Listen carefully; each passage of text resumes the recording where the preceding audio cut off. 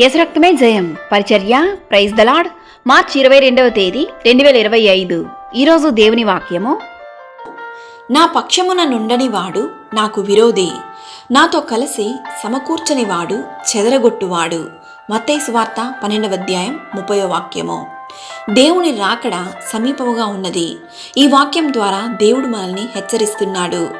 యెహోవా వారి పక్షమున వాద్యమాడును, ఆయన వారిని దోచుకొను వారి ప్రాణమును దోచుకొనును. మనుషులు చేయు ప్రతి పాపమును దూషణయు వారికి క్షమింపబడును గాని ఆత్మ విషయమైన దూషణకు పాప క్షమాపణ లేదు. దేవుని వాక్యం ఇలా సెలవిస్తుంది. మనుషులు పలుకు వ్యర్థమైన ప్రతి మాటను గూర్చియు విమర్శన దినమందు లెక్క చెప్పవలసి ఉండును. నీ మాటలను బట్టి ప్రవర్తనను బట్టి నీతిమంతుడువని తీర్పు నొందుదువు, నీ మాటలను బట్టియే అపరాధివని తీర్పు నొందుదువు. మనుషునికి విరోధముగా మాట్లాడువానికి పాప క్షమాపణ కలదు గాని పరిశుద్ధాత్మకు విరోధముగా మాట్లాడువానికి ఈ యుగమందైనను రాబోవు యుగమందైనను పాప క్షమాపణ లేదు.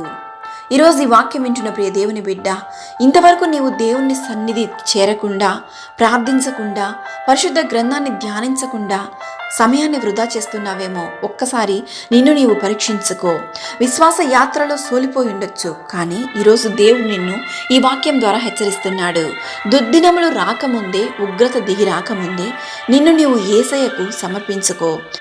ఆయన పక్షమున, ఆయన రెక్కల చాటు నీడలో మాత్రమే మనకు కాపుదల, భద్రత, రక్షణ.